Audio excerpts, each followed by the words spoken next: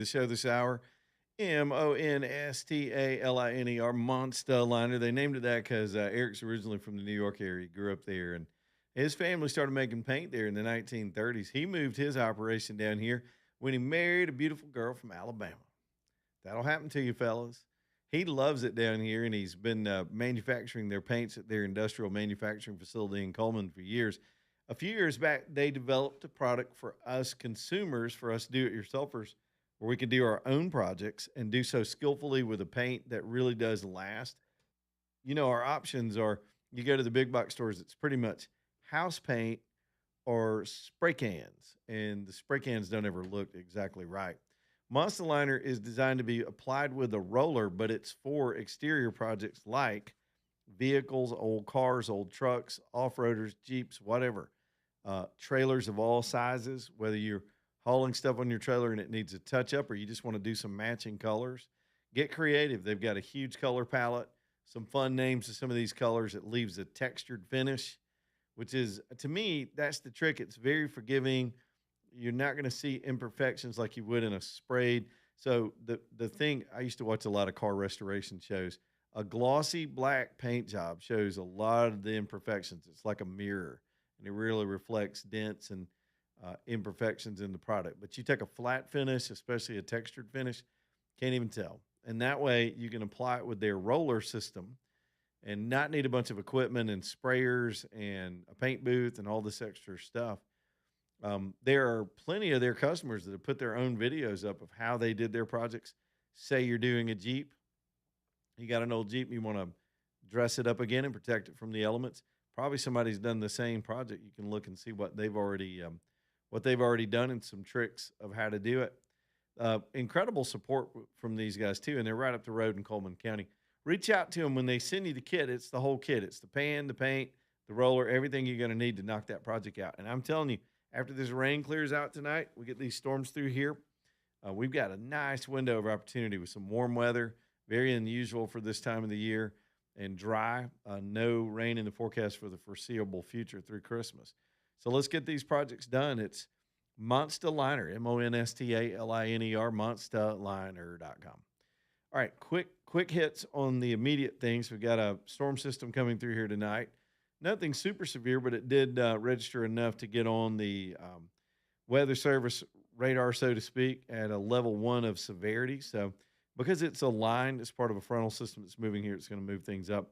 Some of that line goes back into Mississippi. It's all the way back to the river. Some of it is approaching the Alabama border. And all along, they've said that it would be through the Birmingham metro somewhere around 7 o'clock. Right now, the future radar is showing about 8 to 10 o'clock tonight. Then it lines up, moves on through, and we're done with it for a while. So just know that for this evening's weather, especially if you're going to be out doing whatever you do late at night.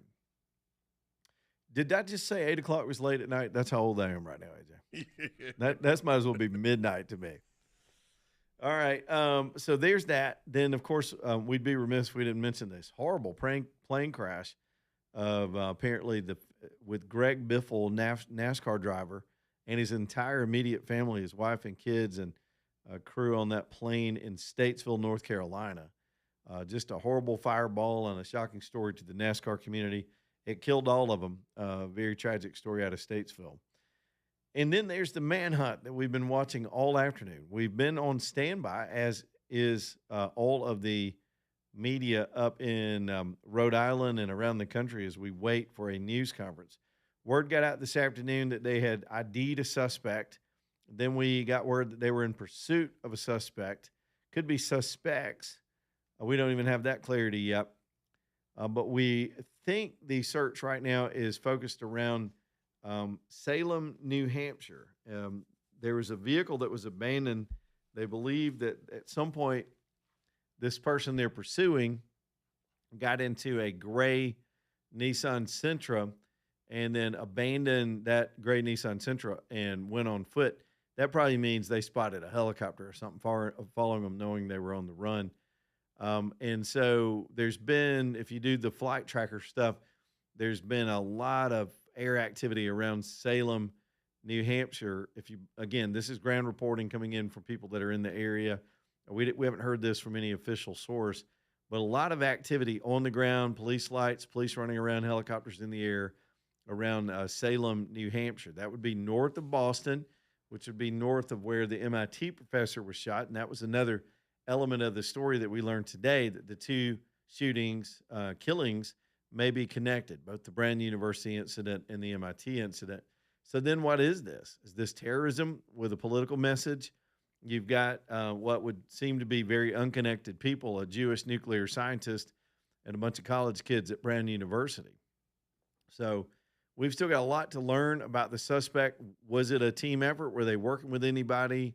What was the motive? And nowadays, I mean, you've just got to, when you're dealing with certain agencies and officials, they will go out of their way not to tell you the truth about motive if it's going to have a political impact. And so we're very cynical and jaundiced about all this stuff and distrustful. But now that this has moved into another state, I would presume the FBI is now taking over the lead on this case, because I can't imagine these states on their own with their own resources are coordinating this helicopter activity and this manhunt. You got a multi-state potential terrorist shooting people and then heading north into New Hampshire. We know nothing else. We did get a little better picture of the people they were wanting to question and involved with this case. And you'll notice two things might have created the break. One was the clearer picture of the person they released last night, where you could actually identify a person. And if you knew that person, you would know that person. Of the other sort of chubby person that these are like a couple of chubby terrorists, I'm telling you. Terrorists are usually skinny with weird beards. Mm-hmm. Chubby, man. I said it earlier in the show. I would have staked out all the buffets that did not serve pork products. So what you're telling me is that the law enforcement became chubby chasers. Oh, look at this. Can you give yourself a rim shot right now? We haven't heard a rim shot in a long time, and it's a classic, and I like it. I like it. It's a good element of radio. Thank you. Be here all week. No, be here just till tomorrow. Chubby chasers, what you gonna do? Is that a new episode? CSI, Chubby Chasers. Chubby Chasers. I'll be Here's over a donut. Get on the ground. One thing I can tell you, AJ, he won't be near the salad bar. Clung, clung. Put your sunglasses on and walk off. Walk off. Looks like he's going to need to be supersized. The scales of justice don't weigh that high. The scales of justice says error. Says, one of y'all get off. Yeah, I would go for tofu buffet bars. I mean, with no pork products whatsoever involved. If there ever was a weakness. See, that's how I would do police work. I wouldn't be about forensics. I mean, I'd just do it on stereotypes and hunches, right? Absolutely profiling people according to their appearance and judging the hell out of them, as I did all the way through New York City last weekend and the airport. Yes. What was that? What was the movie? Gosh, he was like, check every whorehouse. Oh, that was Tommy Lee Jones. Yes, Fugitive. Yes. Which was technically a remake. Yes, it was. Can you find that scene? That's an excellent scene. I want to check every outhouse, hen house, whole house, and Waffle House in the vicinity. Hey, shut everything. You sound like that guy that does the loan, buys the houses, that does the ad here on the station. I'll buy a House of Pain, Red House over yonder, House of Blues, Waffle House, your mama's house. Check every buffet, Chinese, Italian. I don't care. We need to go look under, over. Can't pay your rent? I'll buy it from your landlord. Yeah, that Tommy Lee Jones scene was amazing. I didn't even realize that. What was that? Harrison Ford and Tommy Lee Jones. Yeah. Why don't they make movies like that anymore? We can just go and enjoy the adventure instead of stupid comic book movies and boobs and car wrecks. That's all we get, or satanic evil stuff, or some homoerotic twist. I don't need all that in my life. I just need a good acting. Is it clean? I'm trying to stall for you. There was one. I got to double check. So there was one. You better listen to it. Yeah, you better listen to it. It's been years since I've seen that movie. It's amazing they tried to reboot that too, and starring, I don't know. I'm sure they could get some cross-dressing person to be running through the woods from the popo. That'd be the Netflix adaptation. Oh, a chubby terrorist. Well, again, they've had cameras set up with in that same briefing room where we've had these embarrassing briefings for the last 6 days, and all the reporters are hanging out. Everybody's in the room. I'm sure they're taking pee breaks and calling people on their cell phones. But it seems to reason that they're not going to call a news conference until they know this apprehension is done, and they seem to be closing in. So that would be the case. Can we run it? Hit it. Listen up, ladies and gentlemen. Our fugitive has been on the run for 90 minutes.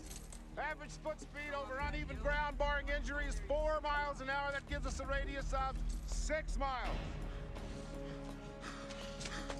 What I want out of each and every one of you is a hard target search of every gas station, residence, warehouse, farmhouse, hen house, outhouse, or doghouse in that area.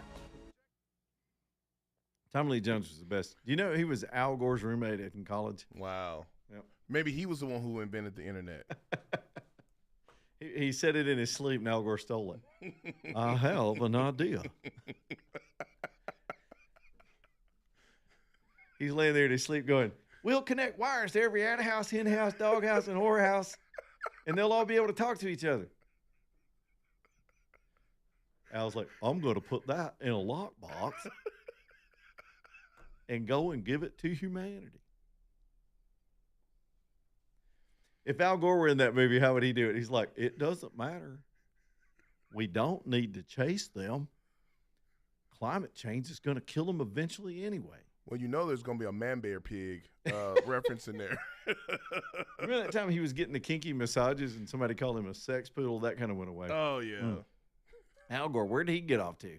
He made $1 billion scaring the hell out of everybody. That whole scam fell apart. Now he's sitting at his fat house with a huge carbon footprint in Tennessee somewhere, I guess. Birmingham Broker bringing you the show tonight. BeHamBroker.com, BeHamBroker.com. Y'all, this is where you can go unload that vehicle. If it's trade your car season, and we get there sometimes where, in our case, the most recent deal we did, Mama had this sexy little nice bougie exotic car, which she didn't like driving. She was just like, I need space. I got booties. I got groceries.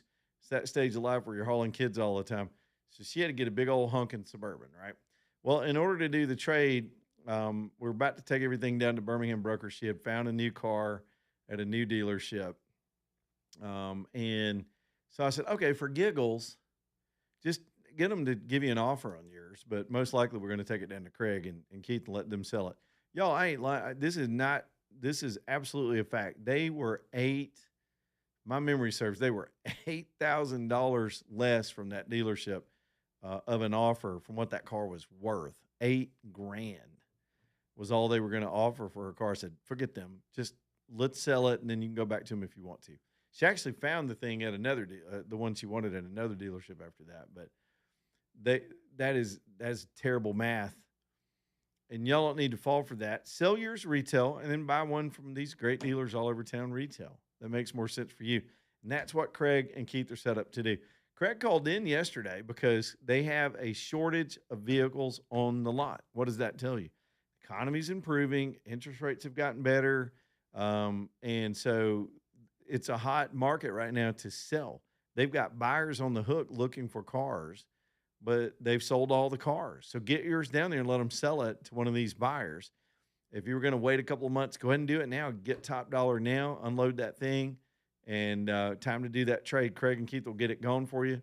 And they're knocking off their prep fee. Part of their fee structure is to get the car. This is just a pass-through. They have to pay an actual detailer to get it right, but they've got preferred people. They need to do a good job. So they knocked this $299 get the car ready fee, and then they just eat that to get you in the door and get the car down there. So get it down there, car, truck, SUVs. For a minute, they really had a demand for sort of midsize and smaller, nice SUVs. If you got one of those and it's time to trade, get it down there. They'll get it sold for you. You get a big fat check. You don't do any of the work. Life is good. And once you've been through this experience and get to know Craig and Keith and the whole team, this is how you'll do all your car trades. I think I'm 5 or 6 deals in by now. It's Birmingham Broker, downtown Birmingham, BeHamBroker.com, BeHamBroker.com.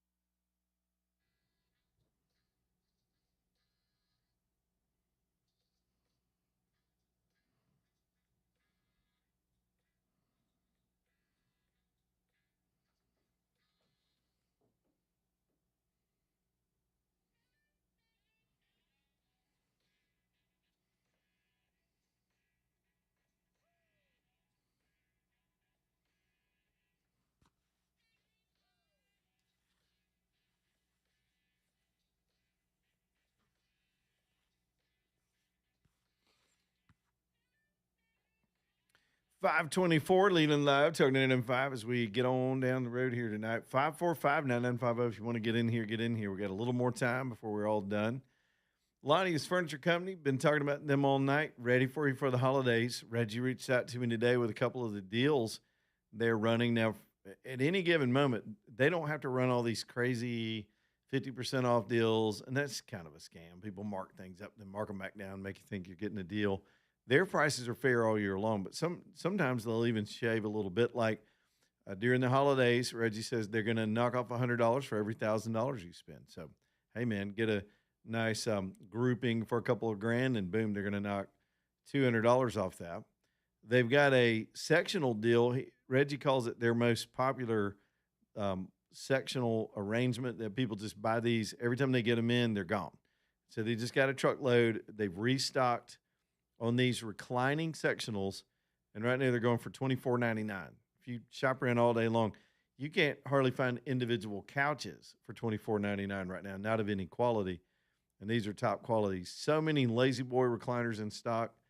They are stacked to the roofs in the warehouses and all over the store, beautifully displayed. Check into that, too, while you're at it. They're right up the road or down the road, depending on where you are, in Kimberly, Alabama. It's Lonnie's Furniture Company. Been with us for years here on the show, a furniture superstore, and one of the best shopping experiences you're ever going to have. You don't even hit a red light.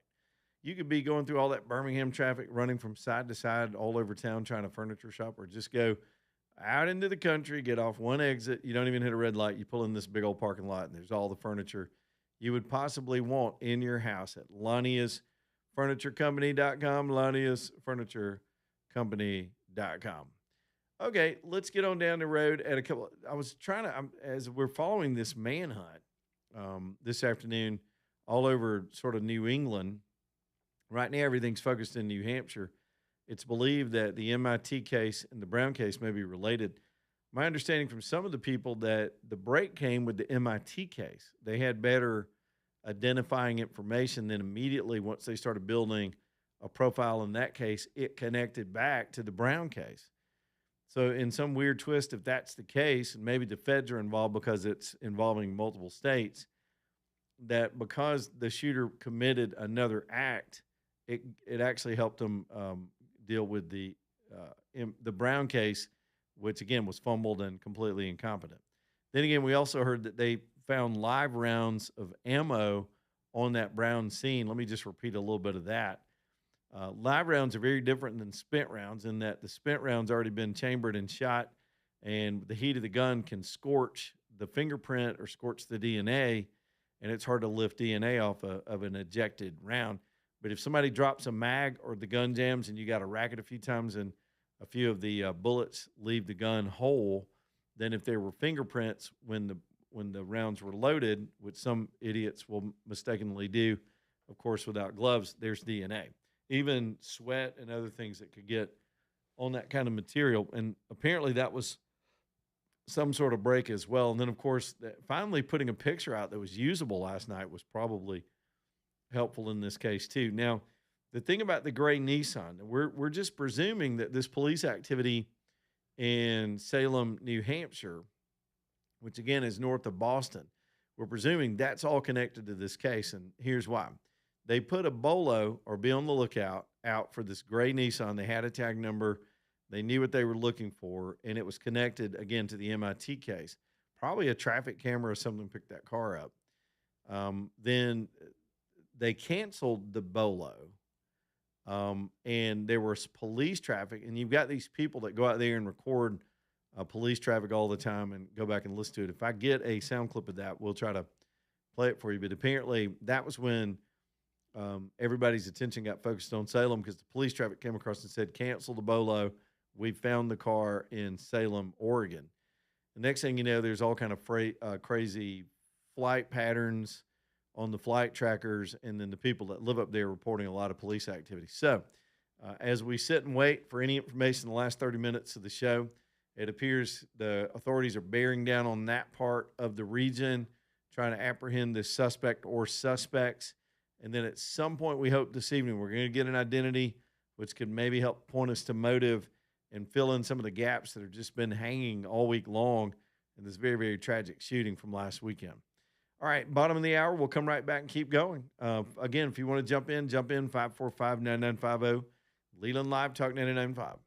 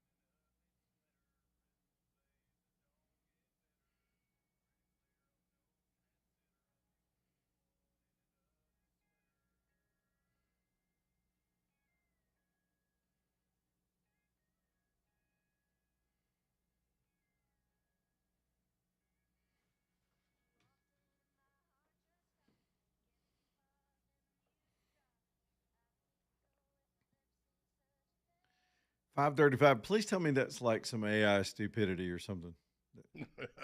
No. It's Jimmy Fallon and Carter Faith. I don't know who that is. Don't want to know. Thomas. I know who Thomas is. He's over at Stockton Mortgage doing deals. What's up, Thomas? That's right. Yeah, I don't know who that was singing, but wow, that was some craziness. Hey man, yeah, we're over here at Stockton. Man, we had another great day, and getting ready for Christmas. And I was talking to one of my friends in my networking group the other day. He's an insurance agent, and we were talking about one of the things that a lot of people were struggling with is insurance companies are cracking down on roofs.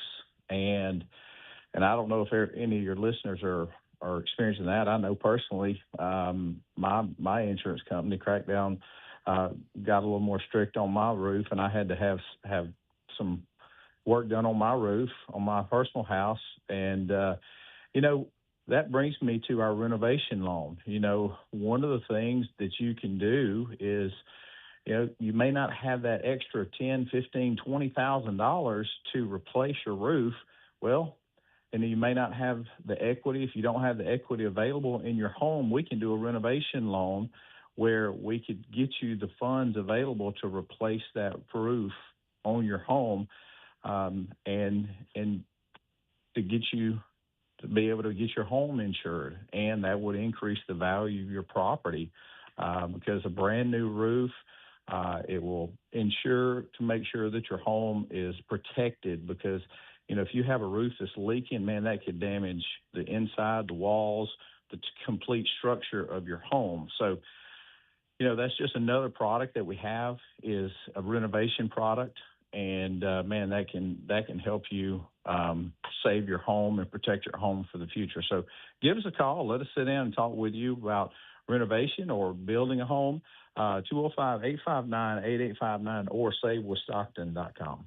Thomas, what's your holiday schedule? I know y'all work all the time, but some of y'all have to take some time off as we head toward Christmas. What's it look like next week if people want to reach out? We're going to be open Monday, Tuesday, and half a day. We're going to be open half a day on Wednesday, mid-afternoon Wednesday, and then we'll be closed, obviously, Christmas Day and Friday. So that will be our office will be, but we'll still be available. If anybody needs to call, we'll still have our phones forwarded to our cells. So if anybody needs to get in touch with us, if they call the office number, it will be forwarded to our phones as always. So, or they can email us, get Stockton.com there, savewithstockton.com. They can always get us. Excellent. All right. Good stuff, man. We'll chat with you tomorrow. All right. Yes, sir. Thomas, savewithstockton.com, savewithstockton.com. All right, let's get on down the road. We'll do some more phone calls. We're still waiting to any more developments on this manhunt. I don't think they're going to button this up before we get done at 6, but it should be dramatic this evening when they finally do it. Debbie is in Hueytown. What's up, Debbie? Hey, Leland. I've been listening to this, and I've been following this story for quite a while, ever since it went down. Yeah. And the funny thing is about this, and I don't know if you know about the size of Rhode Island, but it's probably about the size of Jefferson County. Yeah. And you can get, it's like 45 minutes from north to south and 45 minutes from east to west. So this guy can be anywhere, from New York, Massachusetts, New Hampshire, Vermont, Maine, Connecticut. This guy can be anywhere. Yeah, even the campus itself, I was hearing somebody describe it today. I've never been on that campus, but it's only a quarter mile by a quarter mile. It's just a few blocks in each direction. It's as elite as the school is. It's a very tiny campus. Yeah, and it's surrounded by lots of nice, affluent houses and whatnot. Are you from there? But I am from there. I spent 45, almost 50 years in Rhode Island. Why do they call it? Why is it named Rhode Island? I've never thought about asking this. It's not an island. It's not an island, but it's it's actually called something like Providence Plantations and the state of Rhode Island, something like that. I don't know why I've never thought to ask that question out loud, but I had a native Rhode Islander for the most part on here. Yeah, the whole world's getting introduced, and I'm telling you, I've got friends and relatives up in that area from over the years, and this Ivy League elitist school should not be blamed for that kind of incompetence. There's some very fine people in it, and it's a beautiful communities on the coast up there. Pleasant place to live otherwise, but they have really messed this investigation up. Hopefully, the feds That can is step in beautiful. and bail them out. It is beautiful, and it's totally Democrat. Yeah, it really is. Which is, their trademark is hiring incompetent people for the wrong reasons. And here we go again. Yeah. Thank you, Debbie. Good call. All right, then. If anytime there's a case in the news, if you feel a connection to it because of where it happened, because you were from there, or who it happened to, in this case, young lady from Mountain Brook, we all feel a sense of that. Just like this television sports reporter that's just so affected a lot of folks in our industry, because you're in that same industry. I didn't know her, but she had a very public life in Birmingham, touched a lot of people, and the tragedy of that story still settling in on the community. I noticed today as well they've started putting out some visitation and funeral arrangements back in Coleman, where she's originally from, on her behalf. And there's also, I don't have all the digits in front of me, but there has been one of those Fund Me kind of programs set up for that child who lost both their parents. A beautiful kid. I've seen pictures online. Just horrifying. But again, back to the emotion of it. Anytime you can find a connection to a case like that, it will pique your interest. And if you've got kids the same age as a kid that goes missing, I remember when the Natalie Holloway stuff started happening, I had kids roughly that age who were doing spring trips, and it got your attention as a parent. And so anybody with college kids off on a campus or connection to that university, and it's funny how these things do blow up, but this has quickly become the leading national story all week. It's jumped ahead of everything. And part of that also, the element is there's a mystery to it because we don't know why it happened. People can presume, but we really don't know yet, and we don't know who did it. And until they solve that, people are going to stay interested probably through the evening and tomorrow. Eddie is on a cell phone. What's up, Eddie? With a traffic report? Is that what you have? Something like that. I just got off at the Arkadelphia exit, and less than 20 yards from the exit itself, headed toward the Birmingham Southern campus, there was at least one house, if not several, on fire. I mean, you could see it easily from the campus there. I saw several ambulance or firefighter lights and saw some police cars passing me there, but I was there less than 3 minutes ago. Don't know if anybody else has reported that news, but right off the Arkadelphia exit, headed toward Birmingham Southern. Okay. And so, well, let's do that locator again. And is traffic backing up because of it? What's going on, do you think? I didn't see anything backing up either direction, although, this time of night, that stretch of 78 and 2059, it's not what you call light traffic, but traffic was moving quick. Yeah. That's one of the things that kind of struck me about it, is because I was just getting off, headed toward the house, and then happened to look over, and a large fire there. At least one house, if not more than one, very close to the exit. Well, thanks, Eddie. That'll always cause traffic, if nothing, rubbernecking and distraction when people can see it from the road like that. So y'all be careful. The roads are wet. Roads are wet. Storms coming in. They're still maybe an hour and a half, 2 hours out from the core part of the metro area. Maybe that'll help the firefighters. We've just got this spate of traffic that is just, not traffic, tragedy. Sounds like traffic. Tragedy that is just coming at us one at a time since last weekend. National, international here at home, and then, of course, the airplane crash today. By the way, in the tidbits we're trying to pick up on with the situation in Rhode Island, the gray Nissan that really led them to this search area that they're searching in Salem, New Hampshire, we believe that was a rental. And so that sort of changes the dynamic too. So to rent a vehicle, I don't know how you'd possibly rent one without ID. And so the minute I'll be fascinated if we can ever hear the truth about this, is to how forensically they pieced that together, developed an identification, and then found the type car they'd be in. It could be that they rented it before or after the shooting, but either way, they're riding in a rental car, not just a stolen vehicle where it'd be harder to track. You wouldn't know what they're riding in. They were still riding in a car that somebody had a name on, ditched the car. My guess, I'm going to do some guessing here because that's what we're all doing, is they ditched that car because they knew they were being pursued. Probably had a bird in the air. You look up, there's a helicopter, you're being chased, you're in the woods. It won't take them long after that. Thermal imaging, it's dark up there and very cold. These people don't look like geniuses. I say you could just throw a hamburger on a fishing line and just pull them right out of the woods with it. Do you think, AJ, maybe? What was that? Oh, you almost got it. Oh, Yeah. hey, wait a minute. I'd totally do that.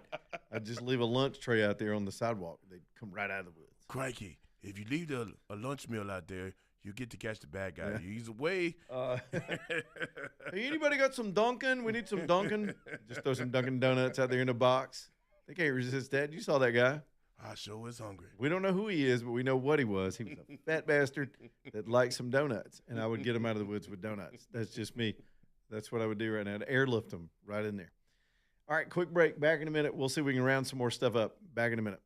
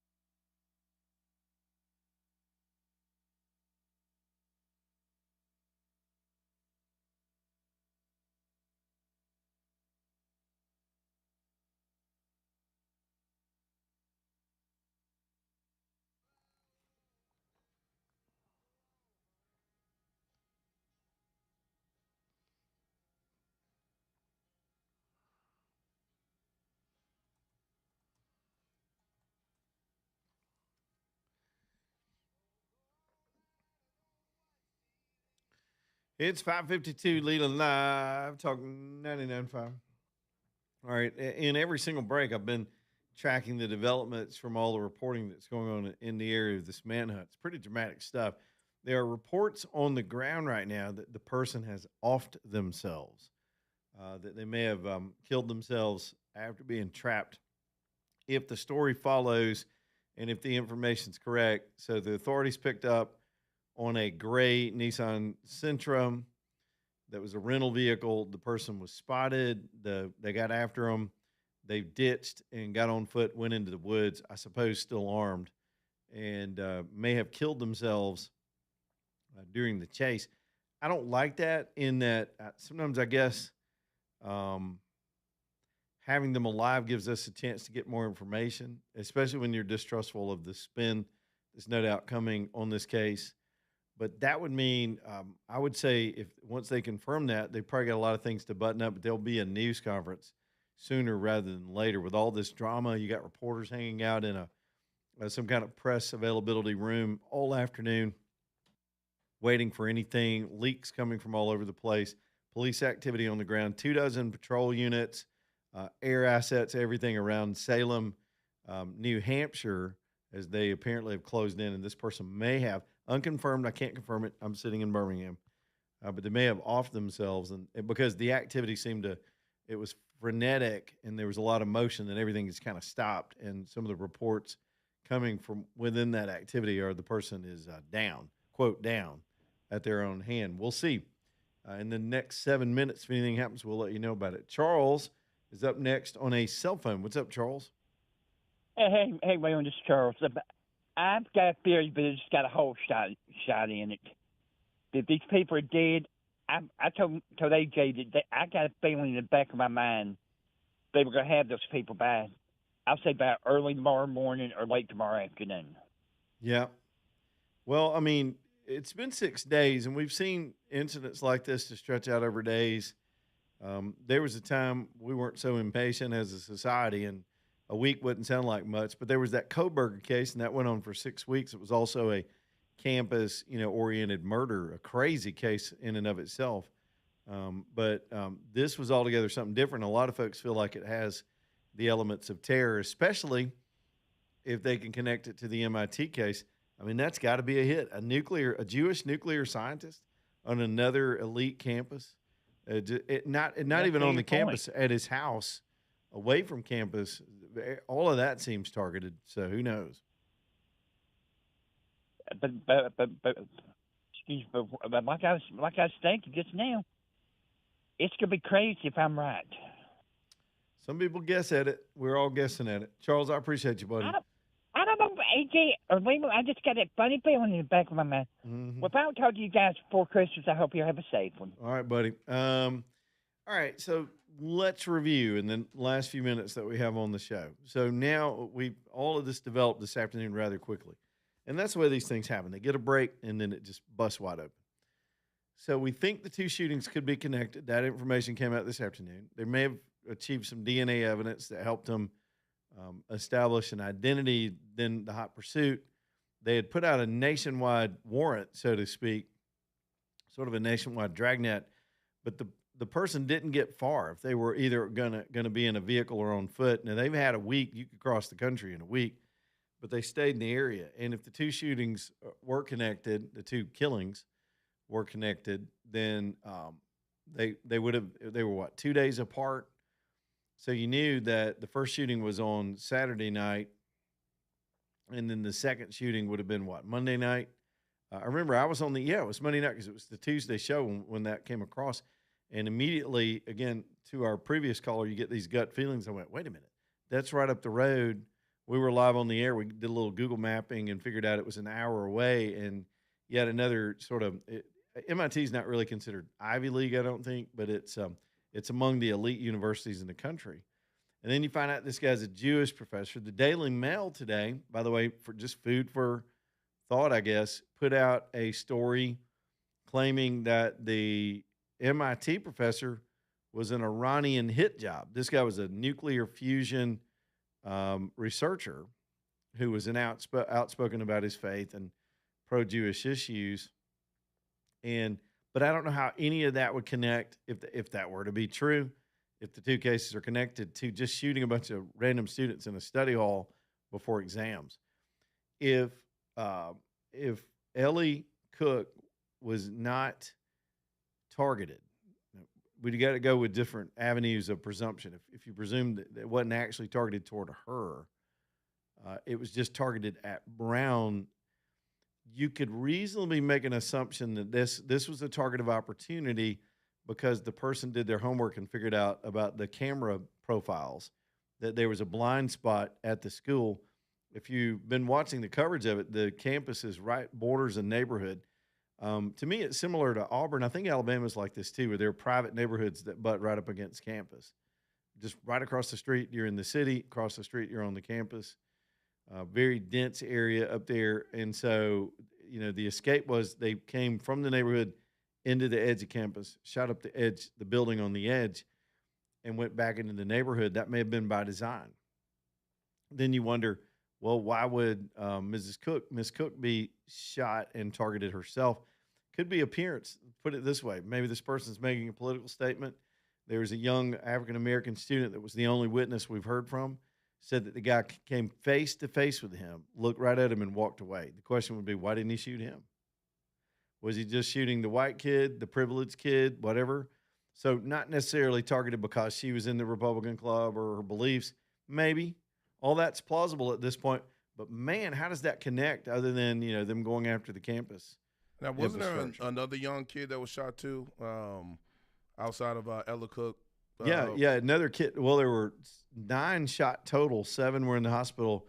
And this young, I think he's mostly Islamic. I think he's got Muhammad in his name, so I'm going to do some presuming. Nuclear scientist, smart kid, right there in the same study hall. It was an engineering building. When they say study halls, they have these auditorium classrooms. Today we got a picture of the classroom. And you've seen them, if you've been in those, if you've been to college or if you've seen the movies where they're kind of sitting in tiered seats, and the professor will do a review before the exam and make it voluntary. You don't have to show up, but if you really want to do welcome, and we'll go back over all the material, very helpful. And by the way, that room was outfitted with cameras. They just may not have been used that night because it was a study hall. They'll set up cameras in these classes so these professors can record their lectures. So, well, it's a mystery to us because we got to close the door and make room for breaking bread. I'll be watching it tonight. I'm sure we'll have plenty to talk about tomorrow. Let's see, the press briefing. The press briefing will happen tonight, but they can't give an estimated timeline. So something's going down. See you tomorrow. All right. Stay tuned for Breaking Bread coming up next. Goodbye, AJ.